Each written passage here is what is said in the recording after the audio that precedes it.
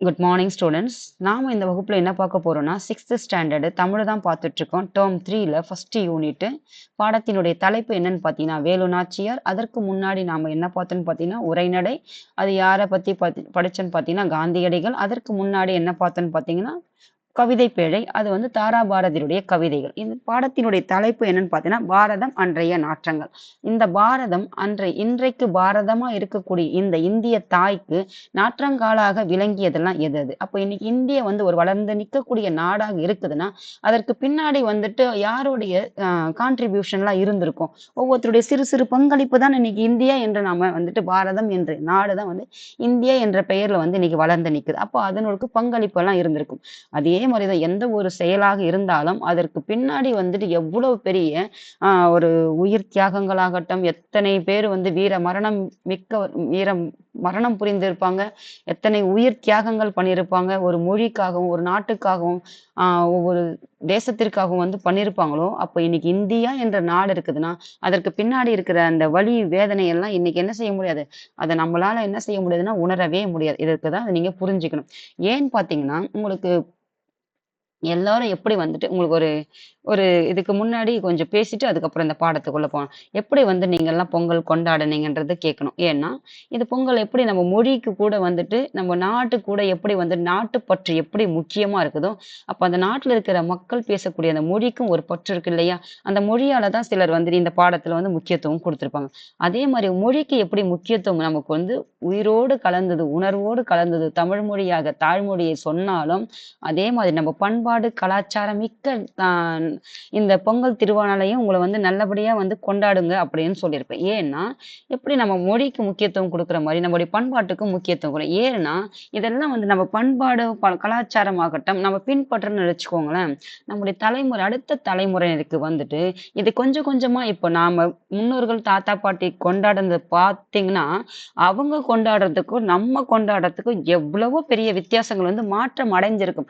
இது இப்படி தேய்ந்து தேய்ந்து தேய்மானம் அடைஞ்சு தான் இன்னைக்கு நம்ம கொண்டாடுறதுல வந்துட்டு ஒரு பாதி தான் நம்ம கொண்டாடுறோம். இத கூட நாம இந்த இருக்கிற வாழற நாம இத செய்யலன்னா, அடுத்த தலைமுறையினருக்கு இத பற்றிய ஒரு கொஞ்சம் கூட அது புரிதலே இல்லாமல், இதுவும் ஒரு அழிந்து போகக்கூடிய நிலைமைக்கு போயிடும். எப்படி வந்து ஒரு மொழி வந்துட்டு அது பேசப்படாத வரைக்கும், எழுதப்படாத வரைக்கும் மொழி இருக்காதுன்னு சொல்றாங்களோ, அதே மாதிரி தான் நம்முடைய பண்பாடும், கலாச்சாரம். அதனால தான் உங்களுக்கு படிக்கிறது, வேலை செய்யறது, வேலை வாங்குறது 2வது பட்சம் நம்முடைய வாழ்க்கைக்கு. முதன்மையானது எதுன்னு பார்த்தீங்கன்னா, நம்முடைய பண்பாடு, கலாச்சாரம், நம்முடைய மொழி, நம்முடைய வாழ்வியல் முறை, இதுதான் நமக்கு முக்கியத்தனம். ஒரு நல்ல பிள்ளை அப்படின்னு சொன்னதா, இது எல்லாம் தான் நம்முடைய வாழ்க்கைக்கு முதல். அதுக்கப்புறம் நல்லதா இருந்தா அது எல்லாமே ஒரு வேலை என்பது தன்னாவே என்ன செஞ்சிரும் நமக்கு வந்து அமைஞ்சிருமா. இதுதான் என்னோட உங்களுக்கு சொல்ல வேண்டியது ஒரு விஷயம். இப்ப நாம இந்த பாடத்துக்குள்ள போலாம். இந்த பாடத்துல இருந்து நம்ம என்னெல்லாம் கத்துக்கிறோம்னு சொல்லிட்டு பார்க்கலாம். அதற்கு முன்னாடி உங்களுக்கு ஒரு விஷயம் சொல்லணும். 2026ஆம் ஆண்டுக்கான உங்களுக்கான ஒரு சில நல்ல நல்ல பழக்கவழக்கங்கள் எல்லாம் பெரிய பிள்ளைங்க தான் பார்ப்பீங்க. அத பத்தி எனக்கு எந்த பிரச்சனையும் கிடையாது. இத கூட தெரியாம யாராவது இருப்பீங்களா? அவங்களுக்கு ஒருத்தருக்கு சில நல்ல விஷயங்கள் பயன்பட்டா, அவங்களுடைய வாழ்க்கைக்கு சிறு ஒரு துளியாவது இருக்குல்ல. எப்படி வந்து ஒரு சிறு துளி தான் நம்முடைய நாட்டினுடைய வளர்ச்சிக்கு இன்னைக்கு அன்னைக்கு நாற்றங்காலாக இருந்தது தான் இன்னைக்கு பாரதம் என்ற நாடு வந்து இந்த உலகத்துல சிறந்து நிக்கிறதுமா பேசப்படக்கூடிய ஒரு நாடாக இருக்கிறதோ, அதே மாரிதான் ஒரு சிறு சிறு விஷயங்கள் வந்து ஒரு சிலருக்கு வந்து அது மாற்றத்தை வந்து ஏற்படுதுதான் என்னோட கருத்து. அதனால இந்த வீடியோவோட முடிவுல ஒரு சின்ன சின்ன விஷயங்கள் வந்து உங்களுக்கு சொல்றேன். தேவைப்படுறவங்க எடுத்துக்கோங்க. தேவையில்லாம பாடத்த மட்டும் கவனிச்சுக்கோங்க. இந்த பாடம் வந்து பார்த்தீங்கன்னா, உங்களுக்கு டிஎன்பிஎஸ்சிக்காகட்டும், இல்லாட்டி டிஆர்பிக்காகட்டும், டெட்டுக்காகட்டும், இல்லாட்டி பிஇஓ எக்ஸாமுக்காகட்டும், எந்த ஒரு எக்ஸாமுக்கானாலும் இது வந்துட்டு உங்களுக்கு சிலபஸ் வைஸ் பார்த்தாலும் சரி, இல்லாட்டி ஸ்டாண்டர்ட் வைஸ் பார்த்தாலும் சரி, உங்களுக்கு ஒரு பயனுள்ள வகுப்பாக தான் இருக்கும். அதே மாரி இது வரலாறு படிக்கும்போது ஐஎன்எம் என்ற டாபிக்கு கீழ வரக்கூடிய ஒரு பாடப்பகுதியாகத்தான் இருக்கும். இதுல எப்படி பெரும்பாலும் இருக்குதுன்னு பார்த்தீங்கன்னா, காரணம், கூற்று மாரியே கூற்று மாரி தான் பெரும்பாலான கேள்விகள் வந்து இடம்பெறும். அதனால இத கொஞ்சம் நல்லா தெளிவாவே இது யார் சொன்னது அப்படின்றத கொஞ்சம் தெளிவா வாங்கிக்கோங்கம்மா. இது தமிழ்லயே வரணும்போது வரலாறுலயும் வரும் உங்களுக்கு. இப்ப பாருங்க, வணிகம். வணிகம் செய்ய வந்த ஆங்கிலேயர் சிறிது சிறிதாக நமது நாட்டை கைப்பற்றிக் கொண்டனர். ஆமா. ஏன்னா வணிகம் செய்ய வணிகம்னா என்னது? வியாபார ரீதியாக தான் இந்தியாவிற்கே வந்திருப்பாங்க. ஏன்னா, இந்தியா செல்வ செழிப்பு மிக்க நாடுன்றது நமக்கு தெரியும். இப்போ செல்வ செழிப்பு மிக்க நாடாக விளங்கக்கூடிய இந்தியாவிற்கு வணிக ரீதியாக தான் வந்து அங்க இருக்கிற பொருட்களை வந்து இங்க இருக்கிற கச்சா பொருட்களை ஏற்றிக்கொண்டு அவங்க நாட்டுல போயிட்டு, அந்த என்ன சொல்றது தொழில் புரட்சி ஏற்பட்ட பிறகு அங்கிருந்து அது என்ன செய்யணும் பார்த்தீங்கன்னா, உற்பத்தி பண்ணி இந்தியாவுல வந்துட்டு விற்கிறதுக்கு தான் வந்திருப்பாங்கன்றது நம்ம படிச்சோம். அப்படி வணிகம் செய்ய வந்த அவங்க, இங்க இருக்கிற ஆங்கிலேயர் பார்த்தீங்கன்னா, சிறிது சிறிதாக நாட்டை கைப்பற்றிக் கொண்டாங்க. எப்படி வந்துட்டு சிறிது சிறிதாக நாட்டை கைப்பற்றினாங்க பார்த்தீங்கன்னா, அதாவது ஒருத்தருடைய பலவீனம் என்னன்னு தெரிஞ்சுச்சுன்னா, கொஞ்சம் பலசாலியா இருக்கிறவங்க என்ன செய்வாங்க, இங்க இருக்கிற சூழ்நிலையை புரிஞ்சுக்கிட்டு அவங்க என்ன பண்ணிடுவாங்கன்னு பார்த்தீங்கன்னா, உள்ள வந்து நுழைஞ்சுட்டாங்க. இதுதான் இதனுடைய உண்மையான ரீசன் என்னன்னு பார்த்தீங்கன்னா இதுதாம்மா. ஆங்கிலேயர் என்பவர் யாருன்னு சொல்லணும்னு பார்த்தீங்கன்னா, ஆங்கிலம் எப்படி நம்ம தமிழ் மொழி பேசுறதுனால தமிழன் என்று சொல்றோமோ, அப்போ ஆங்கில மொழி பேசக்கூடிய அவர்களை ஆங்கிலேயர்னு சொல்றோம். அதுக்கப்புறம் இவங்களை என்னன்னு சொல்லணும்னு பார்த்தீங்கன்னா, பிரிட்டிஷ்ன்னு சொல்லுவாங்க. அதுக்கப்புறம் என்னன்னு சொல்லுவாங்க பார்த்தீங்கன்னா, இங்கிலாந்துக்காரங்கன்னு சொல்லுவாங்க. இங்கிலாந்துல இருந்து வந்தவங்கன்னு சொல்லுவாங்க. அப்புறம் லண்டன்னு சொல்லுவாங்க. அப்ப லண்டன், பிரிட்டிஷ், இங்கிலாந்து, ஆங்கிலேயர் இது எல்லா சொற்களும் யாரை குறிக்கும்னு பார்த்தீங்கன்னா, இது ஒரே ஒருத்தரை தான் குறிக்கும். அதனால நீங்க எங்கேயாவது பிரிட்டிஷ், லண்டனு, இங்கிலாந்து, ஆங்கிலேயர் இப்படி படிச்சீங்கன்னா தெளிவா தெரிஞ்சுக்கோங்க. இது எல்லாருக்கும் ஒரே ஒரு பொருள் தரக்கூடிய சொற்கள் தான். அதுக்கப்புறம் பாருங்க, அவர்களை எதிர்த்து வீர போர் புரிந்தவர்கள் பலர். அவங்களை எதிர்த்து என்ன செஞ்சிருப்பாங்கன்னா, வீரமிக்க போர் புரிந்தவர்கள் பலர். அவர்களுள் வெற்றி பெற்றவர்கள் சிலர். அப்போ பலர் வந்து போர் புரிந்திருந்தாலும், அதில் வெற்றி பெற்றவங்க யாருன்னா சிலர் தான் வந்து வெற்றி பெறும். அப்ப மித்தவங்க எல்லாம் என்ன செஞ்சிருப்பாங்க? எத்தனையோ உயிர் பலிகள்லாம் ஏற்பட்ட பிறகுதான் இன்னைக்கு இந்திய நாடு என்று இந்த உலக அளவில் வந்து பேசப்பட்டு வரக்கூடிய ஒரு நாடாக வளைந்து விளைந்து எழுந்து நிற்கிறது. அதுதான் இதனுடைய பொருள். அதுக்கப்புறம் பாருங்க, வீரமும் அதனால் விளையும் வெற்றியும் போருக்கு முக்கியமானது. அப்போ ஒரு வீரம் இருக்குது. அந்த வீரத்தினால என்ன வருதுன்னா ஒரு வெற்றி கிடைக்குது. அப்போ வீரம் மிக்கவங்க தான் என்ன செய்வாங்க? போருக்கு போவாங்க. அப்போ இந்த வீரமும் வெற்றியும் இருந்தாதான் அந்த போருக்கு முக்கியமானதுன்னு சொல்றாங்க. அப்போ சூழ்நிலைக்கு ஏற்ப செயல்பட்டு பெறும் வெற்றியே சிறந்த அப்போ ஒரு சூழ்நிலை நல்ல சூழ்நிலையோ ஒரு ஒரு சண்டை சூழ்நிலை எந்த மாதிரி ஒரு சூழ்நிலை நிலவுது நல்ல சூழ்நிலையில போயிட்டு சண்டை போட்டு அந்த பண்ண முடியுமா? இல்ல. அப்போ எப்படி அங்க சூழ்நிலை இருக்குதோ, அப்போ சண்டை போட்டாதான் அங்க வெற்றி பெற முடியும்னா தான் சண்டை போடணும். இல்ல. நல்லா சுமூகமான இப்ப பாருங்க நம்ம நாட்டினுடைய பிரதமர் என்ன பண்ணிரும் பார்த்தீங்கன்னா, சுமூகமான உறவுகள் மூலமும் நாடுகளை வந்துட்டு அப்ப சண்டை போடாத மாதிரி ஒரு சுமூக நிலையும் ஏற்படும். அப்ப சூழ்நிலைக்கு ஏற்றவாறு செயல்பட்டு வெற்றி பெறக்கூடிய வெற்றி தான் வந்து சிறந்தது அப்படின்னு சொல்றாங்க. அப்ப விடுதலை போரில் ஆண்களும் நிகராக செயல்பட்டு வெற்றி பெற்று வாகை சூடிய பெண்களுள் ஒருவரை பற்றி அறிவோம் வாருங்கள். அப்போ ஆண்கள் தான் விடுதலை போரில் வந்து ஈடுபட்டாங்கன்னு கிடையாது. அவங்களுக்கு நிகராக நிகரான இது அவங்களுக்கு ஈக்குவலாக யாருன்னு பார்த்தீங்கன்னா, பெண்களும் வெற்றி பெற்றாங்க. அப்படி வெற்றி பெற்ற பெண்களுள் ஒரு சிலர் இருக்கிறாங்க. அவர்களுள் யாருன்னு பார்த்தீங்கன்னா, இந்த வேலு நாச்சியார் பத்தி இந்த பாடத்துல குடுத்திருக்காங்கம்மா. ராமநாதபுரத்தை ஆட்சி செய்த செல்லமுத்து மன்னரின் ஒரே மகள் வேலுநாச்சியார். அப்ப ராமநாதபுர பகுதியை ஆட்சி செய்த மன்னர் யாருன்னு பார்த்தீங்கன்னா செல்லமுத்து. அவருடைய ஒரே ஒரு மகள் யாருன்னு பார்த்தீங்கன்னா வேலுநாச்சியார். அவர் பார்த்தீங்கன்னா தாய்மொழி ஆகிய தமிழ் மட்டும் அல்லாமல் ஆங்கிலம், பிரெஞ்சு, உருது ஆகிய மொழிகளையும் சிறப்பாக கற்றார். ஆங்கில மொழி யார் பேசுறாங்க? இந்த பிரிட்டிஷ்காரங்க. அவங்க பேசுற மொழி. அதுக்கப்புறம் பிரெஞ்சு பேசக்கூடிய மொழி. உருது மொழி யாருன்னு பார்த்தீங்கன்னா இந்த முஸ்லிம்கள் பேசக்கூடிய மொழி. இந்த மொழி தாய்மொழியாகிய தமிழ் மொழி. இந்த மொழிகள் எல்லாம் என்ன செஞ்சாங்கன்னு பார்த்தீங்கன்னா சிறப்பாக கத்துக்கிட்டாங்கன்னு சொல்றாங்க. அதுக்கப்புறம் பார்த்தீங்கன்னா சிவகங்கை. அதுக்கப்புறம் சிலம்பம். சிலம்பம் பார்த்திருக்கீங்களா? அந்த கம்பம் வச்சு பண்றது. அந்த சிலம்பம். அப்புறம் குதிரை ஏற்றம். குதிரை மீது ஏறி தானே சவாரி செஞ்சிருப்பாங்க. போர் புரிஞ்சிருப்பாங்க. அப்ப குதிரை ஏற்றம், வாள்போர். வாட்போர்னா என்னன்னு பார்த்தீங்கன்னா, இந்த வாள்போரு. வில் பயிற்சினா வில்னா வில் பார்த்திருக்கீங்க இல்லையா? அந்த வில் பயிற்சி. இது எல்லாம் முறையாக கற்றுக்கொண்டாங்க. ஒரு ஒரு ப்ராப்பரா கத்துக்கிட்டாங்க. அதுக்கப்புறம் பார்த்தீங்கன்னா, சிவகங்கை மன்னர் முத்துவடுகநாதரை மணந்து மகிழ்ச்சியோடு வாழ்ந்து வந்தனர். அப்போ சிவகங்கை மன்னரை தான் வந்து திருமணம் செஞ்சுக்கிட்டாங்க. அவர் பெயர் என்னன்னு பார்த்தீங்கன்னா, முத்துவடுகநாதர். அவர் தந்தை பெயர் பார்த்தீங்கன்னா, செல்லமுத்து. அவர் எந்த பகுதி? ராமநாதபுரம் மாவட்டம். இப்போ வந்து மாவட்டம். அப்போ வந்து ஒரு நாடா சொல்லியிருப்பாங்க. ஒரு மண்டலம் அந்த மாதிரி தான் அப்போ வந்து வகைப்படுத்தியிருப்பாங்க. இப்போதான் வந்துட்டு அது வந்துட்டு மாவட்டங்களாக சொல்றோம். அப்போ பாருங்க. அப்போ காளையார் கோவிலில் நடைபெற்ற போரில் முத்துவடுகநாதர் ஆங்கிலேயரால் நயவஞ்சகமாக கொல்லப்பட்டார். அததான் அங்க சொல்லியிருப்பாங்க.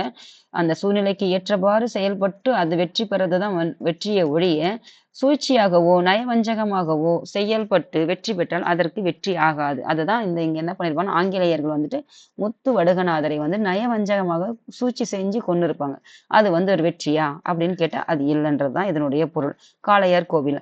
இப்ப வேலு நாச்சியார் ஆங்கிலேயரை வென்று சிவகங்கையை மீட்க உறுதிப்படு. அப்போ சிவகங்கை வந்துட்டு அவருடைய கணவர் வந்து ஆட்சி செய்த பகுதி.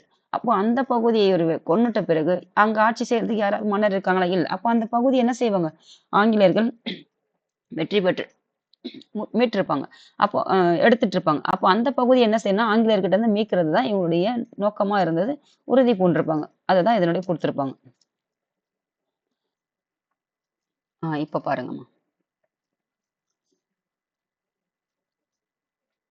அதுக்கப்புறம் பாருங்க. திண்டுக்கல் கோட்டையில் தங்கி ஒரு படையை திரட்டி பயிற்சி கொடுத்திருப்பாரு. அப்போ திண்டுக்கல்ல கோட்டை இருக்குது. அந்த இடத்துல தங்கி அங்க ஒரு படையை வந்து திரட்டுறாங்க. ஒரு படையை திரட்டி என்ன செய்யறாங்கன்னு பாத்தீங்கன்னா பயிற்சியும் கொடுக்குறாங்க. ஏன்னா அந்த சண்டைக்கு அவங்களை எதிர்த்து நிக்கிற அளவுக்கு பயிற்சி கொடுத்தாதான் அவங்களுக்கு கூட வந்து போரிட முடியும். அப்படி வந்துட்டு திண்டுக்கல் கோட்டையில வந்துட்டு தங்கி இருப்பாங்க. எத்தனை ஆண்டுகள் திண்டுக்கல் கோட்டையில தங்கினாங்கன்னு பாத்தீங்கன்னா 8 ஆண்டுகள் வந்து தங்கி இருப்பாங்க. அப்போ திண்டுக்கல் 8 ஆண்டுகளுக்கு பின்னாடி 8 ஆண்டுகள் கோட்டையில் ஆலோசனை கூட்டம் ஒன்று, திண்டுக்கல் கோட்டையில ஆலோசனை கூட்டம் ஒன்று நடந்து கொண்டிருந்தது. ஒரு ஆலோசனை போடுறாங்க. அப்போ எப்படி வந்துட்டு நம்ம இந்த சண்டை, அதாவது இந்த எப்படி வந்துட்டு அந்த பகுதியை மீட்கிறது, எப்படி வந்து ஆங்கிலேயரை எதிர்க்கிறது, அப்புறம் ஆலோசனை போடுவாங்கல்ல. ஆலோசனை எல்லாமே செய்ய முடியாது இல்ல, எந்த ஒரு கூட்டம் போடுறதுக்கு முன்னாடியும் ஒரு மீட்டிங் போடுவாங்கல்ல, அதுதான் வந்து ஆலோசனை கூட்டம். அப்போ அந்த கூட்டத்தின் நடுவே வீரமங்கை, வேலுநாச்சியார் சொல்லும் போது வீரமங்கை யாருன்னு பாத்தீங்கன்னா வேலுநாச்சியார் அமர்ந்திருந்தார். அப்போ எல்லாரும் பாத்தீங்கன்னா அவரை சுற்றி அமைச்சர், தாண்டவராயர், தளபதிகளாகிய பெரிய மருது, சின்ன மருது மற்றும் குறுநில மன்னர்கள் சிலர் இருந்தனர். அப்போ அந்த கூட்டத்தின் நடுவே அமர்ந்திருந்த வேலுநாச்சியார் அமைச்சர் யாருன்னு பாத்தீங்கன்னா தாண்டவராய். இங்க எப்படி நீங்க புரிஞ்சுக்கணும்னா, அமைச்சர் அமைச்சர்னா இப்ப நம்ம படிக்கிறோம். இப்போ இப்போ இந்த மன்னருக்கு நிகராக நீங்க யாரை எடுத்துன்னு பாத்தீங்கன்னா நம்ம தமிழ்நாட்டினுடைய சிஎம். அப்போ அமைச்சர் யாருன்னு பாத்தீங்கன்னா இப்ப கல்வித்துறை அமைச்சர் இருக்காரு, அதுக்கப்புறம் தொழில்துறை அமைச்சர் இருக்கிறாரு, இப்படி ஒவ்வொரு விவசாயத்துறை அமைச்சர் இருக்காரு. இப்ப துறை வாரியாக அமைச்சர்கள் இருக்கிறாங்க இல்லையா, அந்த மாதிரி ஒரு அமைச்சர் தான் இந்த தாண்டவராயர். ஆனா மன்னருக்கு நிகரானவங்க தான் இந்த இப்ப இருக்கிற சிஎம். அப்போ இப்படிதான் நீங்க புரிஞ்சுக்கணும். அப்ப படையை நடத்தக்கூடிய தளபதி யாருன்னு பாத்தீங்கன்னா, ஒரு படை இருக்குது. அந்த படையை வந்துட்டு ஒரு வலிமை மிக்க ஒரு தளபதியால தான் அந்த படையை வந்து வழி நடத்திட்டு போக முடியும். ஒரு படை சண்டைக்கு போறாங்கன்னா, அவங்க எல்லாரும் என்ன பண்ணுவாங்க, அவங்க இஷ்டத்துக்கு வந்து போக முடியாது. அப்ப அவங்க எல்லாரும் ஒன்று திரட்டி ஒரு ஆர்கனைஸ் பண்ணுவாங்க இல்லையா? அந்த மாதிரி ஒரு தளபதிகள் யாருன்னு பாத்தீங்கன்னா, சிறிய மருது, பெரிய மருது. இவங்க 2 பேரும் வந்துட்டு சகோதரர்கள். அப்போ குறுநில மன்னர்கள் எப்படி படிச்சு நம்ம அதியமான், காரி, ஓரி இவங்களெல்லாம் படிச்சுல அவங்கலாம் வந்து சிறு சிறு பகுதிகளை, இவங்களாம் பெரிய பகுதிகளை ஆட்சி செய்த மன்னர்கள். அங்கங்க சிறு சிறு பகுதிகளை வந்து ஆட்சி செய்யக்கூடியதான் குறுநில மன்னர்கள்னு சொல்லுவாங்க. அப்படி குறுநில மன்னர்கள் நம்ம எத்தனை பேர் பத்தி படிச்சிருப்போம்? 7 பேர் பத்தி நம்ம படிச்சிருப்போம் தமிழ்ல. அப்ப இத வந்துட்டு ஒரு குறுநில மன்னர்களும் வந்து உடன் இருந்திருப்பாங்க அந்த ஆலோசனை கூட்டத்துல. அப்போ நாம் சிவகங்கையை இழந்து 8 ஆண்டுகள் ஆகிவிட்டது என்று வேலுநாச்சியார் கவலை நிறைந்த குரலில் வந்துட்டு கூறியிருப்பாங்க. அப்ப சிவகங்கையை இழந்து எத்தனை ஆண்டுகள் ஆகிடுச்சு? 8 ஆண்டுகள் ஆகிடுச்சு. அப்ப 8 ஆண்டுகள் எங்க தங்கியிருந்தாங்க? இந்த திண்டுக்கல் கோட்டையில வந்து தங்கியிருப்பாங்க. இதுதான் நீங்க தெரிஞ்சுக்கணும். அதுக்கப்புறம் அப்படி சொன்னது யாருன்னு பாத்தீங்கன்னா வேலுநாச்சி. இதெல்லாம் வந்துட்டு கூற்றாக வந்துட்டு கேட்பாங்கம்மா, தமிழ்லையாகட்டும் இல்லாட்டி உங்களுக்கு ஐஎன்எம்ல ஆகட்டும். இதை கூற்றா நீங்க படிச்சு தெரிஞ்ச விஷயம். இது வந்து படிக்கிறது, இதை வாசிக்கிறதை விட இது யார் சொன்னாங்கன்றது மிக மிக முக்கியமானது. அதனால அதை தெரிஞ்சுக்கணும். கவலைப்படாதீர்கள் அரசியாரே, நாம் சிவகங்கையை மீட்கும் நாள் நெருங்கி விட்டது என்றார் அமைச்சர் தாண்டவராயர். அப்ப தாண்டவராயர் தான் என்ன சொல்றாருன்னா, கவலைப்படாதீங்க, நம்ம சிவகங்கையை மீட்க போற நாள் வந்துருச்சு அப்படின்னு சொல்லியிருப்பாரு. அந்த இனிய நாளைத்தான் நானும் ஆவலுடன் எதிர்பார்த்து கொண்டு இருக்கிறேன் என்றார் வேலுநாச்சியார். அப்ப அந்த நாளுக்காகத்தான் நான் காத்துட்டு இருக்கேன் ஆர்வமா அப்படின்னு சொல்லிட்டு வேலுநாச்சியார் வந்து சொல்லியிருப்பாங்க. அப்போது வெளியே பெரும் ஆரவாரம் கேட்டது. ஆரவாரம்னு என்னது? ஒரு மகிழ்ச்சி கூக்குரல் சொல்லுவாங்க இல்லையா, ஒரு ஆரவாரம்னா சத்தம். அந்த மாதிரி ஒரு சத்தம் வந்து வெளியே கேட்டது. மைசூரில் இருந்து ஐதர் அலி அனுப்பிய படை வந்துவிட்டது என்று நினைக்கிறேன் என்றார் வேலுநாச்சியார். அப்ப மைசூர் எங்க இருக்குன்னா கர்நாடகா பகுதியில இருக்கிறது தான் ஒரு மைசூர். அந்த பகுதியில ஆட்சி செய்த மன்னர் தான் ஐதர் அலி. அவர்கிட்ட வந்து உதவி கேட்டிருப்பாங்க. அவர் மூலம் அனுப்பப்பட்டதுதான் வந்து ஒரு படை. அந்த படை வந்துருச்சுன்னு நினைக்கிறேன்னு சொன்னது யாரு பார்த்தீங்கன்னா வேலுநாச்சியார். அப்போது அறையின் வாயிலில் வீரன் ஒருவன் வந்து நின்றான். வாயில்னா என்னது? வாயில்னா வாசல். அந்த வாசல்னா அந்த வீட்டினுடைய அந்த அறையினுடைய வாசல்.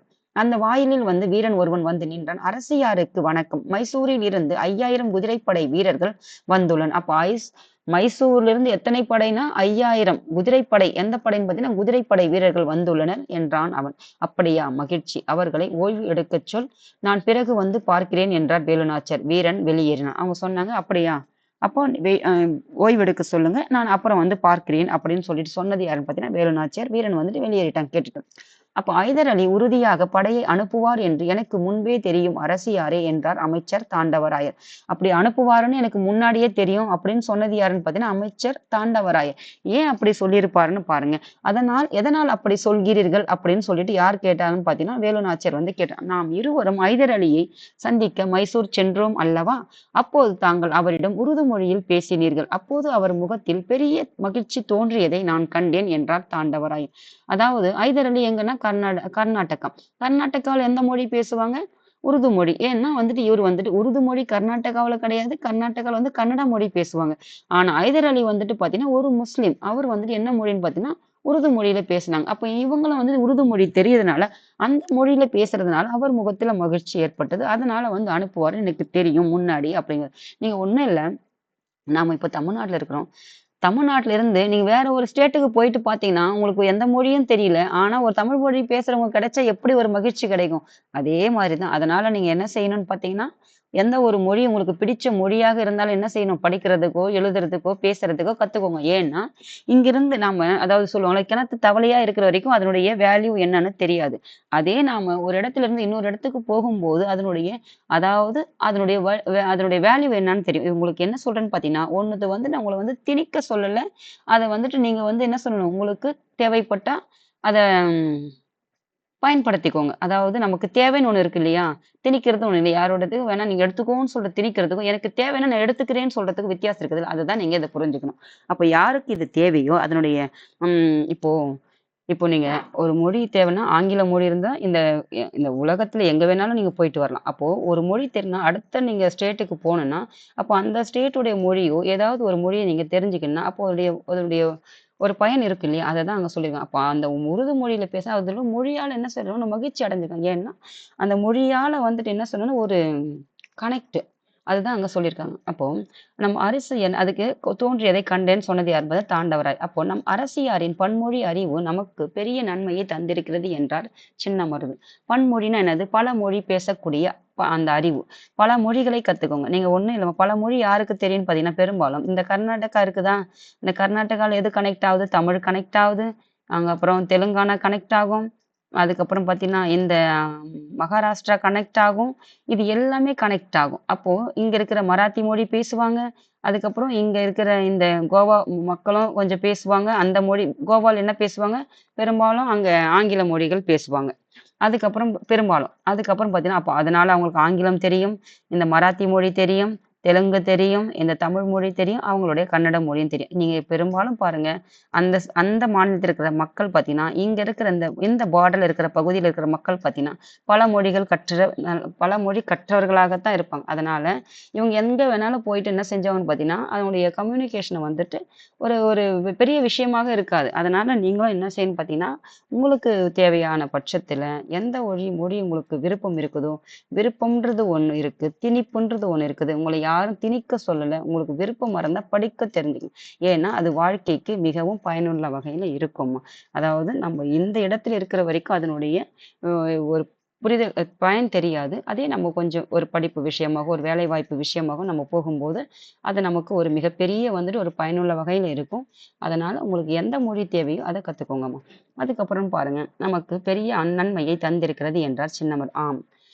ஆம். நமது வீரர்களுடன் ஐதர் அலியின் 5000 குதிரைப்படை வீரர்களும் சேர்ந்து விட்டனர். ஆகவே நாளை சிவகங்கையை மீட்கும் புறப்படலாம் அல்லவா என்றார் பெரியமருது. இப்போ நம்ம கூட ஏற்கனவே நாம படையை வந்துட்டு ஒரு ட்ரெயின் பண்ணி வச்சிருக்கோம் இல்லையா? அவங்க கூட வந்துட்டு ஐதர் அலி அனுப்பின 5000 குதிரைப்படையும் வந்து சேர்ந்துட்டாங்க. இப்போ வந்து நம்ம சிவகங்கையை மீட்கிறதுக்கு நாளைக்கு புறப்படலாமா அப்படின்னு கேட்கிறது யாருன்னு பார்த்தீங்கன்னா, பெரிய மருது. என் கணவர் கொல்லப்பட்ட ஊர் எதுன்னு பார்த்தீங்கன்னா, காளையர் கோவில். எனவே நாம் முதலில் காளையர் கோவிலை கைப்பற்றுவோம்.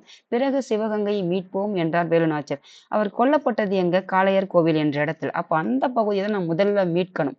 அதற்கப்புறம் தான் வந்து என்னுடைய கணவர் வந்து ஆட்சி செய்த பகுதியான சிவகங்கையை மீட்கணும்னு சொல்லிட்டு வேலுநாச்சியார் வந்து சொல்றாங்க. அனைவரும் அதனை ஏற்றுக்கிட்டாங்க. அதுக்கப்புறம் மறுநாள் காளையார் கோவில் நோக்கி வேலுநாச்சியார் படை புறப்பட்டது. வேலு நாச்சியார் படை எங்க போச்சுன்னு பார்த்தீங்கன்னா, காளையார் கோவில். ஏன்னா அவர் கொல்லப்பட்ட இடம். அவன் ஆண்கள் படை பிரிவிற்கு மருது சகோதரர்களும், பெண்கள் படை பிரிவிற்கு குயிலியும் தலைமை ஏற்றனர். அப்ப படை பிரிவுனா அந்த படையை வந்து வழிநடத்தக்கூடிய வலிமை பெற்றவர் யாருன்னு பார்த்தீங்கன்னா, அந்த படை தளபதி. அந்த படை தளபதிகள் யாருன்னு பார்த்தீங்கன்னா, மருது சகோதரன். யாருன்னு பார்த்தீங்கன்னா, சின்ன மருது, பெரிய மருது. பெண்கள் படை பிரிவிற்கு யாருன்னு பார்த்தீங்கன்னா, குயிலி வந்துட்டு தலைமை ஏற்று நடத்திருப்பாங்க. அந்த பெண் படைக்கு இவங்க தான் தலைமை ஏற்று நடத்திருப்பாங்க. காளையார் கோவிலில் வேலு நாச்சியாரின் படைக்கும் ஆங்கிலேயர் படைக்கும் கடுமையான போர் வந்து நடைபெற்றது. இறுதியில் ஆங்கிலேயரின் படை தோற்று ஓடியது. அப்ப காளையார் கோவில்ல யார் வந்து வெற்றி பெற்றாங்கன்னா, வேலு நாச்சியார் படை. ஏன்னா ஏற்கனவே 8 ஆண்டுகள் பயிற்சி கொடுத்திருப்பாங்க. அதுக்கப்புறம் பார்த்தீங்கன்னா, ஹைதர் அலியோட 5000 குதிரைப்படை வீரர்கள் வந்திருப்பாங்க. இது இணைந்தது வந்து ஒரு பெரிய படையாகிட்டு இந்த ஆங்கிலேயர் படையை வந்து தோற்கடிச்சிருப்பாங்க. அதுக்கப்புறம் பார்த்தீங்கன்னா, அரசியார் அவர்களே, காளையார் கோவில் நம் கைக்கு வந்துவிட்டது. நாம் இப்பொழுதே சிவகங்கை கோட்டையை தாக்கினால் ஆங்கிலேயரை விரட்டி வெடித்து விடலாம் என்றார் பெரிய மருது. அப்படின்னு சொல்லிட்டு இப்போ வந்துட்டு நம்ம காளையார் கோவிலை வெற்றி பெற்றுட்டோம். சிவகங்கையை வந்துட்டு தாக்கினால் ஆங்கிலேயரை வந்து விரட்டிடலாம் அப்படின்னு சொல்லிட்டு பெரிய மருது தான் சொல்லியிருப்பாங்க. இதெல்லாம் கூற்றுதாம்மா, நீங்க இதெல்லாம் தெரிஞ்சுக்கணும். சும்மா அப்படியே வாசிச்சுட்டுங்கிறத தவிர இது யார் சொன்னதுன்று கட்டாயம் தெரிஞ்சுக்கணும். அவசரம் வேண்டாம். இப்போது எதுலையுமே என்ன செய்யக்கூடாது, அவசரப்படக்கூடாது. நிதானமா பொறுமையா என்ன செய்யணும், சிந்தித்து செயல்படணும்னு சொல்லுவாங்க. இதை நிறைய பார்த்தீங்கன்னா இவர் சொல்லியிருப்பாரு. யாருன்னா சிந்தித்து செயல்படுங்கன்னு சொல்லிட்டு யார் சொன்னாங்கன்ட்டு பாருங்க. நிறைய வாழ்க்கைக்கான தத்துவங்கள் வந்து நிறைய குடுத்திருப்பாரு. எந்த வார்த்தையை வந்துட்டு எப்பவுமே வந்துட்டு சிந்தித்து செயல்படுங்கன்னு சொன்னது யாருன்னு பாருங்க. இப்போது அதாவது பாடத்தை மட்டும் படிக்காதீங்கம்மா. வேலை மட்டும் கிடையாது. வேலை வந்து நான் தேவையில்லைன்னு சொல்ல மாட்டேன். வேலை என்பது நமக்கு ஒரு 2வது பட்சம் தான். அதாவது செகண்டரி. முதல்ல எதுன்னு பார்த்தீங்கன்னா, நம்ம முன்னாடி இருக்குது. நான் சொன்னது எல்லாம் முதல் நிலையில வர்றது. அப்போ அதெல்லாம் தெரிஞ்சுக்கோங்க. இதையும் தெரிஞ்சுங்க. வாழ்க்கை சார்ந்து இருக்கிறதையும் கத்துக்கோங்க. பாட வெறும் புத்தகத்தை மட்டும் படிச்சுட்டு, அப்படியே வாசிச்சுட்டு, அப்படியே வேலை வாங்கிட்டு, அப்படியே எதுவுமே இல்லாத அப்படியே போறத விட, நல்ல ஒரு நாலேட்ஜ் அது நம்ம வேலை கிடைக்குது, கிடைக்கல. இந்த சமூகத்துல, சமுதாயத்துல வாழறதுக்கு தேவையான ஒரு நல்ல அறிவும் சரி, மக்களோட வாழ்ந்து வாழ்க்கையினுடைய அந்த வாழ்வியல் முறையும் சரி, நல்ல பழக்க வழக்கங்களும் தான் வந்து நம்மளுடைய வாழ்க்கையை உயர்த்தக்கூடிய இதெல்லாம் வந்து ஒரு கருவி. அவ்வளவுதான். அதுக்கப்புறம் பாருங்க, விஜயதசமி திருநாள் அடைக்கப்பட்டிருக்கும். அதாவது இப்போது சிவகங்கை கோட்டை கதவுகள் அடைக்கப்பட்டிருக்கும். வரும் விஜயதசமி திருநாள் அன்று கதவுகள் திறக்கப்படும். அப்போது நமது படைகள் உள்ளே நுழையலாம் என்று வேலு நாச்சியார். இப்போ விஜயதசமிக்கு வந்துட்டு என்ன செஞ்சிருப்பாங்க? கதவுகள் வந்து திறக்கும். இப்போது என்ன இருக்கும்? கதவுகள்லாம் வந்து சிவகங்கை கோட்டை வந்துட்டு மூடி இருக்கும். அதனால வந்துட்டு எப்போ வந்துட்டு திறப்பாங்கன்னா, விஜயதசமி. அந்த சூழ்நிலையை நம்ம பயன்படுத்தி உள்ள நுழையலாம். அது வரைக்கும் கொஞ்சம் அமைதியா இருங்கன்னு சொன்னது யாருன்னு பார்த்தீங்கன்னா, வேலு நாச்சியார். இதுல உங்களுக்கு ஒரு கேள்விமா. என்னன்னு பார்த்தீங்கன்னா, இந்த விஜயதசமி வந்துட்டு ஏன் வந்து நம்ம கொண்டாடுறோம்? தெரிஞ்சுக்கோங்க சும்மா வந்துட்டு. அப்படின்றத ஒண்ணு பாருங்க. அதாவது விஜயதசமினா, விஜயம்னா என்னது? வெற்றி தான். அப்போ வெற்றி யாருக்குன்னு பார்த்தீங்கன்னா, நல்லது வந்துட்டு கெட்டதை அழித்து வெற்றி பெற்றது நல் வழியில நடத்துறது தான் வந்துட்டு ரெனைசன்ஸ் வந்து நம்ம படிச்சிருப்போம். அப்போ தீயவையை வந்துட்டு நல்லது வந்து அழிச்சு மறுபடியும் அந்த நல்லது செயல்படுது இல்லையா? அதுதான் வந்துட்டு இந்த விஜயதசமிக்கு அந்த அதனுடைய பொருள் அதுதான். அப்போ நம்ம என்ன செய்றோம்? ஒரு தீயதை வந்து நல்லதை அழித்து நல்லது வந்துட்டு வெற்றி அடையிறது தான் வந்துட்டு விஜயதசமி. அப்போ அன்றைக்கு திருநாள் அன்றைக்கு கொண்டாடுறாங்க. இப்போ பார்த்துட்டீங்கன்னா உங்களுக்கு எதுலேருந்து சொல்லணும்னா, ராமர் வந்துட்டு ராவணனை வந்துட்டு அழித்த தினம் சொல்லுவாங்க. அதுக்கப்புறம் பார்த்தீங்கன்னா, துர்கா பூஜை வந்துட்டு 10 நாள் கொண்டாடுவாங்க. இந்த 10வது நாள் தான் வந்து விஜயதசமின்னு சொல்லுவாங்க. அதெல்லாம் நீங்க தெரிஞ்சுக்கணும். இதெல்லாம் வந்து வெற்றியை வந்துட்டு பிரசவிக்கக்கூடிய ஒரு நாள் தான் வந்து விஜயதசமி. அப்போ இந்த நல்லது விஷயத்த வந்துட்டு கெட்ட விஷயத்த வந்து அழிக்கிறது வந்து நாள் தான் வந்து விஜயதசமி. அதனால அன்னைக்கு வெற்றிய நாளாக அமையும். அன்னைக்கு எடுத்துக்கலாம்னு சொல்லிட்டு அதனுடைய பொருள். உங்களுக்கு ஒரு ஒரு விஷயம் வந்துட்டு சொல்றேன்மா. நீங்க வந்து அதாவது இந்த விஜயதசமிக்கு வந்துட்டு நீங்க விஜயதசமிக்குன்னு கிடையாது. ஒரு ஸ்லோகன் வந்து சொல்றேன். இது ஏன்னு பார்த்தீங்கன்னா, படிப்பை சார்ந்து ஒரு இப்ப என் பிள்ளைங்களுக்குலாம் பார்த்தீங்கன்னா, இந்த ஸ்லோகன் வந்துட்டு அவங்க எல்லா எக்ஸாமுக்கும் சரி படிக்கும்போதெல்லாம், இந்த ஸ்லோகன் வந்துட்டு அவங்க நிச்சயம் அவங்க படிச்சிருப்பாங்க. இதனால அவங்களால வந்துட்டு இந்த போர்டு எக்ஸாம்ல நல்ல ஒரு மார்க் வந்து ஸ்கோர் பண்ணியிருப்பாங்க. இதுல வந்துட்டு எந்த மாற்று கருத்துமே இல்ல. இது வந்துட்டு விஜயதசமியுடையது. விஜயதசமிக்குன்னு மட்டும் கிடையாது. இது உங்களுக்கு இத பார்த்ததுனால சொல்றேன். ஸ்ரீ லக்ஷ்மி ஹைக்ரீவர் அப்படிங்கிறவருடையது. இது வந்து ஒரு ஸ்லோகன். இந்த ஸ்லோகன் எதற்கானதுன்னு பார்த்தீங்கன்னா, கல்வி மற்றும் ஞானத்திற்கான அதாவது அறிவு மற்றும் ஞானத்திற்கான ஒரு கடவுள் தான் யாருன்னு பார்த்தீங்கன்னா, ஸ்ரீ லக்ஷ்மி ஹைக்ரீவர். அப்போ அவருடைய ஸ்லோகன நீங்க சொல்லும்போது, உங்களுக்கு வந்து பார்த்தீங்கன்னா, நல்ல ஒரு நினைவாற்றல் வந்து நிறைய இருக்கும் உங்களுக்கு. அதே மாரி வந்து ஞாபக சக்தி குடுக்கும். நீங்க காலையில ஒரு 6 மணிக்கு முன்னாடியும், மறுபடியும் ஈவினிங் பார்த்தீங்கன்னா, ஒரு 6 மணிக்கு அப்புறம் வந்துட்டு, ஒரு 3 முறை வந்துட்டு நான் கீழ வந்து உங்களுக்கு வந்து இந்த டிஸ்கிரிப்ஷன்ல வந்து இந்த ஸ்லோகன் வந்து குடுக்குறேன். இந்த 3 முறை வந்துட்டு நீங்க காலையிலயும், மாலையிலயும் சொல்லிட்டு வந்தீங்கன்னு வச்சுக்கோங்களேன், நீங்க படிக்கிறத நிச்சயம் மறக்கவும் மாட்டீங்க. உங்களுக்கு அறிவும் பெருகும், ஞானமும் பெருகும், ஞாபக சக்தி இருக்கும். உங்களுக்கு அதனால வந்து வெற்றியும் கிடைக்கும். உங்களுக்கு வந்துட்டு மறக்கவும் செய்யாது. இது மிகப்பெரிய உங்களுக்கு ஒரு பலனை கொடுக்குமா, இந்த ஸ்லோகன் வந்து நான் கீழ வந்து டிஸ்கிரிப்ஷன்ல இந்த வகுப்பு முடிஞ்சதுக்கு அப்புறம் குடுக்குறேன். பயன்படுத்திக்கோங்க. எழுதி வச்சுக்கிட்டு இதுக்கு என்ன செய்றீங்கன்னா, தினமும் படிச்சீங்கன்னா, நிச்சயம் உங்களுக்கு ஒரு மாற்றத்தை குடுக்கும்.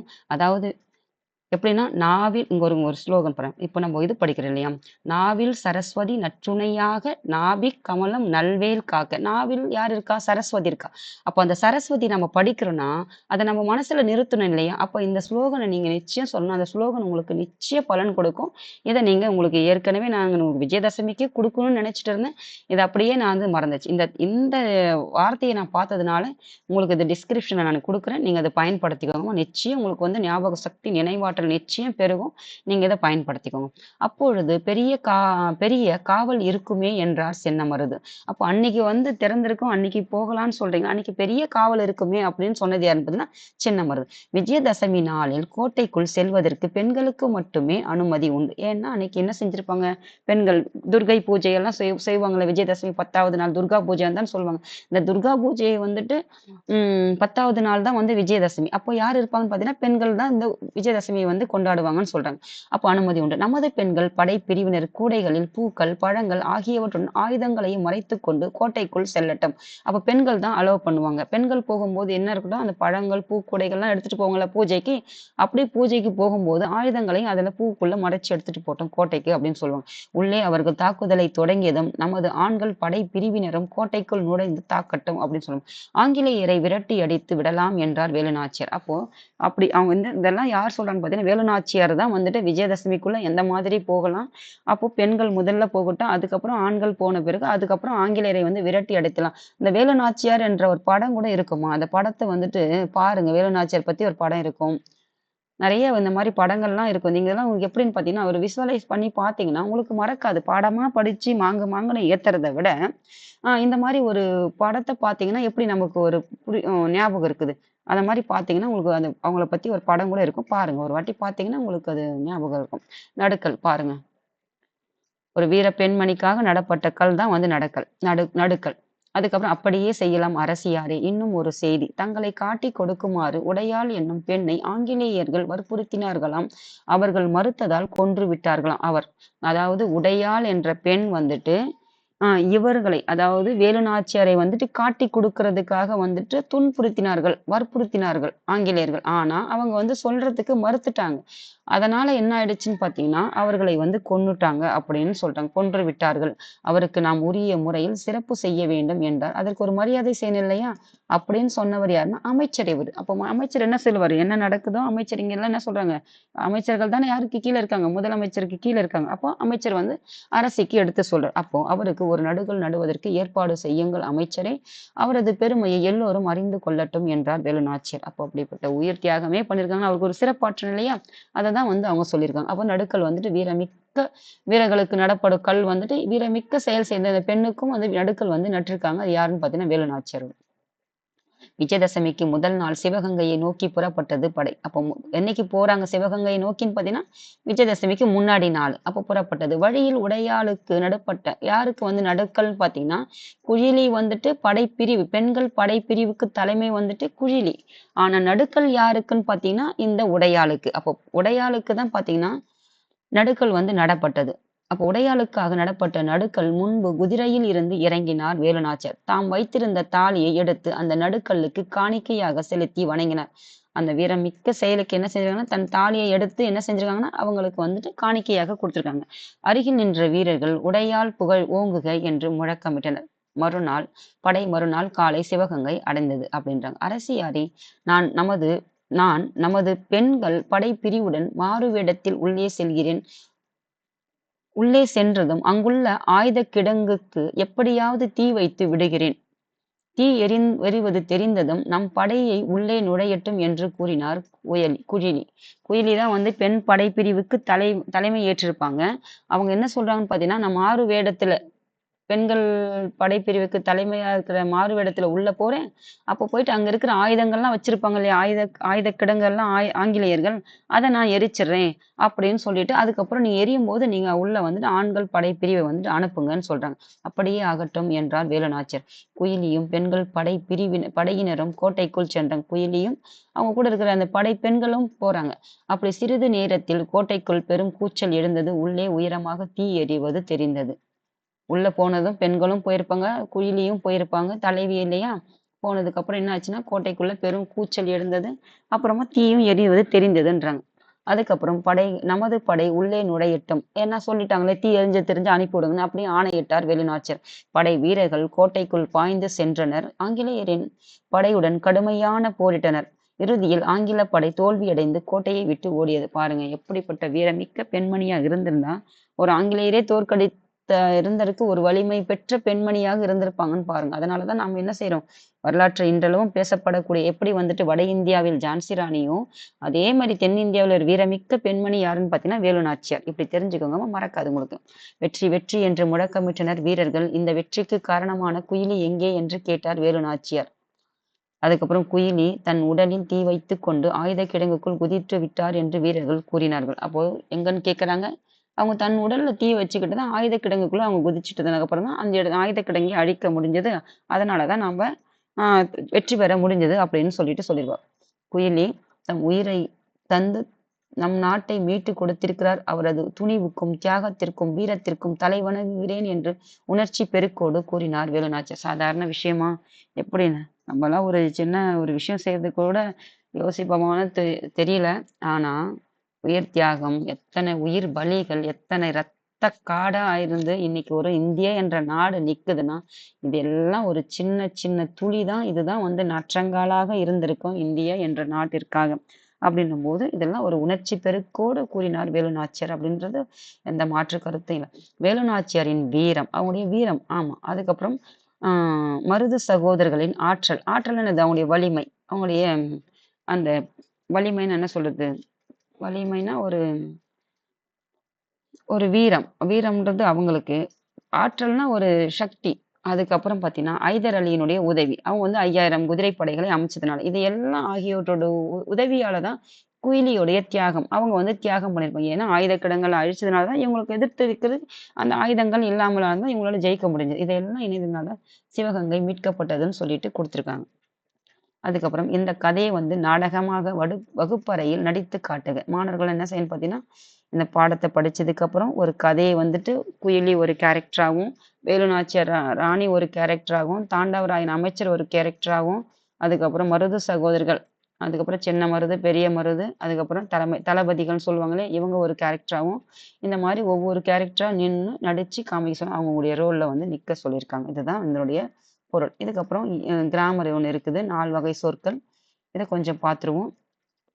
அதுக்கு முன்னாடி உங்களுக்கு இந்த பாடம் வந்துட்டு நிறைவடையுதுமா. உங்களுக்கு ஒரு சின்ன விஷயம். அதாவது வந்துட்டு நீங்க வந்துட்டு 2026க்கான ஒரு ரெசல்யூஷன்னு சொல்லிறத விட, இதனுடைய வாழ்க்கைக்கு தேவையான எல்லாரும் பார்த்தீங்கன்னா, இந்த வருஷத்துல இருந்து ரெசல்யூஷன் எடுக்கிறேன், அந்த ரெசல்யூஷன் எடுக்கிறேன், இதை எடுக்கிறேன்னு சொல்றத விட, அத நம்ம செயல்படுத்துறன்றது ஏதாவது பண்ணியிருப்போமா? அந்த ஆரம்ப நாள்ல ஒரு இப்போ இன்னைக்கு தேதி பார்த்தீங்கன்னா, இப்பதான் இந்த ஆண்டு வந்தது மாரி இருக்குது. வந்து 20 நாள் ஆயிடுச்சு. சரியா? அத நம்ம 1ஆம் தேதி பின்பற்றின நாம, இன்னைக்கு 20ஆம் தேதி பின்பற்றினா அதுவே ஒரு இருக்கா இல்லையான்னு பார்த்தா அது நம்ம கேட்டா தான் தெரியும். அந்த மாரி ஒரு சூழ்நிலை இருக்குதுன்னா, இதெல்லாம் நீங்க என்ன செய்யணும் கூடாது, ரெசல்யூஷன்னு சொல்லவே கூடாது. எப்படி நம்ம ஒரு உணவு உண்றோம், சோறு சாப்பிடுறோம். அது எப்படி வந்துட்டு ஒரு தேவையானதோ, நம்ம அன்றாட வேலைகளை செய்யக்கூடியது எப்படி வந்துட்டு தேவையானதோ, அது யாருக்காட்ட கேட்டாவது செய்யறோம். அதுக்கு எந்த ரெசல்யூஷனாவது நம்ம எடுத்துக்கிறோமா? இல்லல்ல. அதே மாரி தான் நம்முடைய தேவைகள். அவையெல்லாம் நம்ம வாழ்க்கைக்கு தேவையான தேவைகளை பூர்த்தி செய்வதற்காக நம்ம எந்த ஒரு ரெசல்யூஷனையும் நம்ம எடுத்துக்கிறது இல்ல. அதே மாரி தான் சில சில விஷயங்கள் நம்ம வாழ்க்கையில நம்ம பின்பற்றணும்னா, நிச்சயம் உங்களுக்கு ஒரு மாற்றம் ஏற்பட்டு, இதெல்லாம் மாற்றங்கள் ஏற்பட்டா தான் உங்களுக்கு வாழ்க்கையில வந்துட்டு பின்னாடி தான் வந்து அந்த பாடம், படிப்பு அதெல்லாம் வந்து வேலை இதெல்லாம் செகண்டரி. இது வந்து முதல் நிலையில உங்களுக்கு எத சொல்றேன்னு பார்த்தீங்கன்னா, உங்களுக்கு ஒரு ஸ்லோகன் சொன்னேன். அத நீங்க பயன்படுத்தி எழுதி கீழ குடுக்குறேன். அத நீங்க என்ன செய்றீங்கன்னு பார்த்தீங்கன்னா, படிங்க. அத நிச்சயம் உங்களுக்கு படிச்சுன்னா, ஒரு 1 மாசம் நீங்க படிச்சு பாருங்க. ஒரு அதாவது படிப்பு என்னடா இது படிப்பு ஸ்லோகன்லாம் வந்துடுறேன்னு நெனச்சுக்காதீங்க. படிப்பும் சரஸ்வதியே யாரு? கல்வி தான். கல்வியே சரஸ்வதினா கடவுள் தானே! அப்ப கடவுளுக்கும் கல்விக்கும் சம்மந்தம் உண்டுல்ல. அப்படிதான் நீங்க நெனச்சுக்கணும். அப்ப அது கல்விய படிக்கிறதுனால, அத ஞாபக சக்தி குடுக்குறதுக்கு அதற்குண்டான ஒரு கடவுள தேடணும்ல. இதெல்லாம் என் பிள்ளைங்களுக்கு நான் குடுத்ததுன்னா, நல்ல அத மார்க் ஒரு போர்டு எக்ஸாமுக்கு அந்த டைம்லன்றத விட, அவங்க அதெல்லாம் படிச்சிருக்காங்க. அவங்களுக்கும் அது பயன்பட்டுருக்குது. நெறைய பிள்ளைங்களுக்கு குடுத்துருக்கேன். அதனால ஞாபக சக்தி வளர்ந்து பெருகியிருக்கு. அதனால அந்த கல்வியில வந்துட்டு நல்ல மார்க் ஸ்கோர் பண்ணி நினைவாற்றல் பெருகுனாவே உங்களுக்கு அங்க பண்ணுவீங்கல்ல பேப்பர்ல. அதானம்மா விஷயம். அப்ப என்ன செய்றீங்கன்னு பார்த்தீங்கன்னா, என் பிள்ளைங்கன்னா பெரியவங்களா இருந்தாலும் சரி, எக்ஸாம் ஏதோ ஒரு தேவைன்னு தானே படிக்கிறோம்.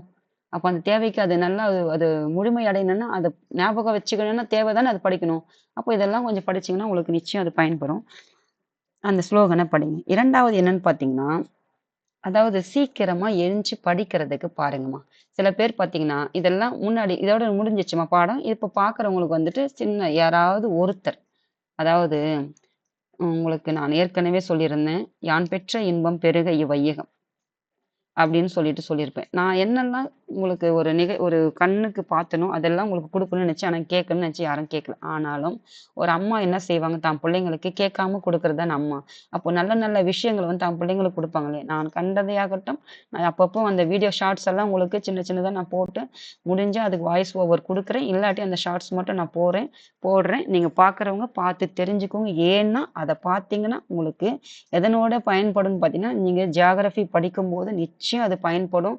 அது உங்களுக்கு ஒரு ஒரு புரிதல் கிடைக்கும். அதுக்காக நான் அந்த வீடியோங்கள்லாம் உங்களுக்கு அப்லோட் பண்றேன்ம்மா. 2வது என்னன்னு பார்த்தீங்கன்னா, சீக்கிரமா எந்திச்சுக்கோங்க. யாரு நீங்க நீங்க பின்னாடி யார் வந்துட்டு இந்த ஹிஸ்டாரிக்கல் பேக்ரவுண்ட் எந்த பெரும் தலைவர்களை பார்த்து, எந்த ஒரு சயின்டிஸ்ட்ட பார்த்தீங்கன்னா, அவங்கலாம் சாதிச்சவங்களெல்லாம் நீங்க பார்த்தீங்கன்னா, சீக்கிரமாக ஏந்திச்சிருப்பாங்க. அந்த எழுந்துக்கிற ஒரு பழக்கம் வந்துட்டு யாருக்கு வந்து ஒரு 4 மணிக்கு எந்திச்சுக்கோங்க. ஒரு 6 மணிக்கு எழுந்துக்கிறது வந்துட்டு ஒரு நல்ல விஷயமா படிக்கிற பிள்ளைங்கன்னு கேட்டா, நான் இல்லன்னு தான் சொல்லுவேன். அது நீங்க ஸ்கூல் படிக்கிற பிள்ளையா இருந்தாலும் சரி, நீங்க காலேஜ் படிக்கிற பிள்ளையா சரி, வேலைக்கு படிக்கிற பிள்ளைங்களாக இருந்தாலும் சரி. காலையில எழுந்து யாரு படிக்கிறீங்களோ, அந்த நாளே பார்த்தீங்கன்னா, உங்களுக்கு அவ்ளோ பெரிய நாளா இருக்கும். எவ்ளோ வேலைகள் செய்யக்கூடிய நாளாக அமையும். அதனால 8 மணிக்கு தூங்கிட்டு, 8 மணிக்கு பேக் எடுத்துட்டு ஓடுறத விட, ஒரு 4 மணி 8 மணிக்கு எந்திச்சீங்கன்னா, 7 மணிக்கு கொஞ்சம் கொஞ்சமா, ஒரு 6 மணிக்கு, ஒரு 5 மணிக்கு, 4 மணிக்கு இப்படி எந்திச்சு பழகுங்க. உங்களுக்கு ஒரு நல்ல விஷயங்கள்லாம் சொல்றேன். இந்த நல்ல விஷயங்கள்லாம் பயன்படுத்தணும். இது வாழ்க்கைக்கு. வாழ்க்கையை வந்துட்டு நல்ல வாழ்வியல் முறைகள்னு ஒண்ணு சொல்லுவாங்கல்ல. இது எல்லாம் வச்சுக்கோங்க. இதுக்கு அடுத்து இந்த வாழ்வியல் முறைகள நீங்க கரெக்ட்டா வச்சுக்கிட்டீங்கன்னா, அந்த சரஸ்வதி அது தன்னால உங்களுக்கு அந்த நாக்குக்குள்ள வந்துருவா. சரஸ்வதி வந்துச்சுன்னு வச்சுங்க, அந்த லக்ஷ்மி ஏன் நான் பணம், பணம் வேண்டாம், வேண்டான்னு சொல்றேன்னு பார்த்தீங்கன்னா, கல்வி அந்த நாவில் சரஸ்வதிய வந்துட்டு கொண்டு வந்துட்டீங்கன்னா, அந்த சரஸ்வதி மூலியமா அந்த லக்ஷ்மி தன்ன போல வந்து வீட்டுக்கு வந்துருவா. இதுதான் என்னோடது. நான் யாருக்கு சொன்னாலும் பணத்துக்கு பின்னாடி போகாதீங்க, போகாதீங்கன்னு சொல்றேன்னா, கல்விக்கு பின்னாடி போங்கன்னு ஏன் சொல்றேன்னா, இதுதான் காரணம். கல்வி வந்தா தன்னால செல்வமும் வந்துரும்மா. இது என்னோட புரிதல் இது. அதனால நான் என்ன சொல்றேன்னா, காலையில சீக்கிரமா எழுந்துச்சு பழகுங்க. எழுந்துக்காதவங்க கொஞ்சம் கொஞ்சமா எழுந்துக்க முயற்சி பண்ணுங்க. நீங்க காலையில இந்த இந்த அதிகாலை நேரத்துல எழுந்து பார்க்கறதுனால, உட்காந்து நல்லா ஃப்ரெஷ் அப் ஆயிக்கங்க. குளிச்சுக்கோங்க. குளிங்க. தப்பே கிடையாது. காலையில எழுந்துச்சு குளிச்சுட்டீங்கன்னா, உங்களுக்கு ஒரு ஒரு ஃப்ரெஷ் ஆயிடுவீங்க. அதுக்கப்புறம் நீங்க உட்காந்துட்டு ஒரு தியானம், ஒரு மெடிடேஷன் வந்து பண்ணுங்க. அதாவது சொல்லுவாங்க பாருங்க, இந்த யூனிவர்ஸ் கிட்ட கனெக்ட் ஆகுங்க, கேளுங்கன்னு சொல்லுவாங்க. இது 100க்கு 100 உண்மையான விஷயம்மா. ஏன்னா, இந்த பிரபஞ்சத்துல தான் நம்ம இயங்குறோம். அப்ப அந்த பிரபஞ்சத்தின் மூலமாகத்தான் நம்ம இயங்குறோம்னா, அந்த பிரபஞ்சத்துக்கிட்ட தான் நம்ம கடவுள் அப்படின்னு சொல்லிட்டு ஒரு உருவத்த வச்சு நம்ம வணங்குற நாம, அந்த சக்தியெல்லாம் எங்க இருக்குன்னு பார்த்தா, இந்த பிரபஞ்சத்துக்கிட்ட தான் இருக்குது. அப்போ நம்ம கேட்கக்கூடிய அந்த சக்தி, வலிமையெல்லாம் எங்க இருக்குன்னு பார்த்தா, இந்த பிரபஞ்சத்துக்கிட்ட தான் இருக்குது. அப்ப நீங்க என்ன பண்றீங்கன்னா, இந்த யூனிவர்ஸ் கிட்ட கேளுங்க. அந்த அதிகாலை நேரத்துலன்னு சொல்லுவோம். அப்ப அந்த காலை நேரத்துல எழுந்துச்சு, குளிச்சிருங்க, கேளுங்க, மெடிடேஷன் தியானம் பண்ணி, உங்களுக்கு என்ன தேவையோ அத கேளுங்க. நம்ம எப்படி சொல்லுவாங்க இல்லையா? நம்ம என்ன நினைக்கிறோமோ அதுவாகவே ஆகின்றாய். நம்ம எப்படி வந்து நினைக்கிறோமோ கிடைக்குமா, கிடைக்குமா, இருக்குமா, இருக்குமான்னா, இருக்கும் தான். இருக்குமானா இருக்குமா தான். இருக்கும்னு சொல்லி பாருங்க இருக்கும். கிடைக்கும்னு சொல்லி பாருங்க அது கிடைக்கும். நான் இன்னைக்கு இந்த பாடத்துக்காகன்னு சொல்லல. வாழ்க்கைக்கே சொல்றேன். சில பேர் ஒரு பொருள் வந்துட்டு நம்ம ஒண்ணும் இல்ல. ஒரு விவசாயம் நான் பண்றேன்னே வச்சுக்கோங்கம்மா. விவசாயம் பண்ணும்போது விளைச்சல் வந்துட்டு அந்த பூமாதேவின்னு சொல்லுவாங்க. இல்ல பூமி மாதான்னு சொல்லுவாங்க. அது வந்து பார்த்தீங்கன்னா, நல்லா வந்துட்டு செழிப்பா குடுத்துருக்கும். ஆனாலும் சில பேர் பார்த்தீங்கன்னா, விளைஞ்சத கூட இல்லன்னு சொல்லுவாங்க பாருங்க. அது கடைசி வரைக்கும் அந்த லக்ஷ்மியும், அந்த பூமாதேவியும், அந்த செல்வமும் வந்து இருக்காதுன்னு சொல்லுவாங்க. அதனால தான் என்ன சொல்லுவேன்னு பார்த்தீங்கன்னா, எப்போ வந்து அதாவது நெகட்டிவான வார்த்தைகளை வந்துட்டு இருக்குதுன்றத வந்து அதனுடைய சொல்லி பாருங்க. அது எப்பவுமே இருக்கும். எனக்கு தெரியுன்றத சொல்லி பாருங்க. இருக்குன்னு சொல்லி பாருங்க. கிடைக்கும்னு சொல்லி பாருங்க. அப்படின்னு பழகி பாருங்க. எல்லாமே பாசிட்டிவிட்டியா இருந்துச்சுன்னா எல்லாமே கிடைக்கும். நெகட்டிவிட்டினா என்னன்னு பார்த்தீங்கன்னா, இல்ல, இல்ல, வராது. கிடைக்காது அப்படின்னு சொல்றாங்க பாருங்க. அது நிச்சயம் அது என்ன நினைக்கிறோமோ அதுதான் நமக்கு கிடைக்கும். அதனால நீங்க சொல்ல எப்படி பழகும்ன்னு பார்த்தீங்கன்னா, நமக்கு எது தேவையோ அத சொல்லி பாருங்க. அது நிச்சயம் உங்களுக்கு வந்து சேரும். இதெல்லாம் நாம அதாவது புக்க வச்சுக்கிட்டு நம்ம படிக்கிறதையும் தாண்டி நம்முடைய பழக்கவழக்கங்கள், அன்றாட வாழ்க்கை முறைன்னு ஒண்ணு இருக்குது பாரு. அதற்குண்டானது தான் இது. இதெல்லாம் நீங்க மாத்திக்கோங்கம்மா. அதுக்கப்புறம் கேளுங்க. அதுக்கப்புறம் உங்களுக்கு என்ன தேவையோ கேளுங்க. உங்களுக்கு பிடிச்ச கடவுள்கிட்ட ஒரு ஒரு ஒரு கடவுள் பிடிச்ச கடவுள்னு ஒரு நம்பிக்கையான கடவுள் நமக்குன்னு ஒண்ணு பிடிச்ச கடவுள்னு சொல்லுவாங்க இல்லையா? அதுகிட்ட கேளுங்க. அந்த யூனிவர்ஸ் கிட்ட கேட்டதுக்கு அப்புறம் உங்களுக்கு பிடிச்ச கடவுள் கிட்ட கேளுங்க. அதுக்கப்புறம் இந்த ஸ்லோகன் சொல்லுங்க. இது எல்லாம் நீங்க அதுக்கப்புறம் நீங்க படிங்க. அதெல்லாம் ஒரு ஒரு ஒரு ஒரு 20 ஒரு 1/2 மணி நேரம் இல்ல 40 நிமிஷம் போதும். நான் 24 மணி நேரத்துல 40 நிமிஷம் நம்ம கேட்கறது நமக்கு என்ன தேவையோ அத கேட்கறதுக்கு கூட நம்மளால நேரம் ஒதுக்க முடியாது. ஒரு மெடிடேஷன் பண்ணுங்க. நல்லா வந்து மூச்சு பயிற்சி காலையில வந்து நீங்க சொல்றது நிஜமா நீங்க என்ன சொல்றதும்மா? ஒரு அம்மாவா சொல்றேன். இதெல்லாம் பண்ணாம நீங்க புக் எடுத்துட்டு நேரா கண்ண தொடச்சுட்டு உட்காந்தீங்கன்னா, இன்னைக்கு ஃபுல்லா நீங்க படிச்சீங்கன்னா கூட உட்காந்தீங்கன்னு மாங்கு மாங்குன்னு படிச்சா கூட அதனுடைய பயனே இல்லம்மா.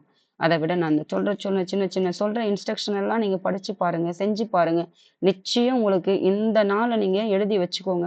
அடுத்த நாளெல்லாம் இதுல இந்த மிகப்பெரிய உங்களுக்கு கல்வியிலே ஆகட்டும், உங்களுடைய வாழ்க்கையிலே ஆகட்டும், வாழ்வியல் முறைகள் மாற்றமானவே நம்முடைய மிகப்பெரிய வெற்றி தாம்மா அது. அதுக்கப்புறம் நீங்க எல்லாமே வெற்றியாகவே தான் இருக்கும். இந்த சின்ன சின்ன மாற்றங்கள்லாம் செஞ்சு பாருங்க. அதுக்கப்புறம் வந்துட்டு நல்லா பிரீத் பண்ணுங்க. அதாவது வந்து நல்லா மூச்ச வந்துட்டு இன்ஹேல் பண்ணுங்க. ஒரு ஃபிங்கர வந்துட்டு அதாவது இந்த கட்டை விரல்ல வந்துட்டு ஒரு விரல் ஒரு சைடு வந்துட்டு மூடிட்டு, அதுக்கப்புறம் பார்த்தீங்கன்னா, இந்த சுண்டு விரலால இன்னொரு பக்கம் வந்துட்டு குளோஸ் பண்ணிக்கோங்க. ஒரு பக்கம் மூடிட்டு, ஒரு பக்கம். அதாவது இன்ஹேல், எக்ஸ்ஹேல் பண்ணுவாங்க. மூச்சு இழுக்கிறது, மூச்சு விடுறது. ஒரு பக்கம் இழுங்க, ஒரு பக்கம் விடுங்க. இந்த மாரி ஒரு 5 டைம்ஸ் இல்ல 10 டைம்ஸ். இதெல்லாம் இப்ப படிச்சிருப்பீங்க. மூச்சு பயிற்சியெல்லாம் தமிழ்ல படிக்கிறது தான். திருமூலர் வந்துட்டு மூச்சு பயிற்சிய பத்தி குடுத்திருப்பாரு. ஔவையார் குடுத்திருப்பாருன்னு படிச்சிருப்போம். அப்ப நம்ம படிக்கிற நாம அதெல்லாம் வாழ்க்கைக்கு சொன்னது தான அது. யாருக்கு சொல்லிக் குடுத்தா? நமக்கு தானே சொல்லிக் குடுத்தா. நம்ம பின்பற்றுறோமா? இது சின்ன ஒரு 10 முறை வந்து இன்ஹேல் பண்ணுங்க. ஒரு 10 முறை வந்து எக்ஸ்ஹேல் பண்ணுங்க. விடுங்க. மூச்சு இழுங்க, மூச்சு விடுங்க. இதெல்லாம் மூச்சு பயிற்சி என்னன்னு பார்த்தீங்கன்னா, காலையில அதிகாலையில இருக்கிற அந்த காத்து வந்து பார்த்தீங்கன்னா, காத்துக்கு என்ன சொல்லுவோம்? வாயுன்னு சொல்லுவோம். அது பார்த்தீங்கன்னா, நம்முடைய உள்ள இருக்கிற அந்த ஆர்கன்ஸ் எல்லாம் பார்த்தீங்கன்னா, நல்லா பார்த்தீங்கன்னா, ரீஆக்டிவேட் நல்லா ஆகும். காலையில எழுந்துச்சுக்கிறோம். நல்லா புத்துணர்ச்சியோட நல்ல ஒரு மைண்ட வந்துட்டு நல்லா ரிலாக்ஸ்டா வச்சுட்டு இருப்போம். அந்த டைமுக்கு பார்த்தீங்கன்னா, நல்ல ஒரு தூய்மையான காத்து, நல்ல ஒரு சுத்தமான காத்து, நல்ல ஒரு சில்லுன்னு காத்து வந்து நம்ம உள்ள இருக்கிற ஆர்கன்ஸ் எல்லாம் போனா, அப்ப நம்ம மைண்ட் எப்படி நல்லா ஃப்ரெஷ்ஷா இருக்கும்னு பாருங்க.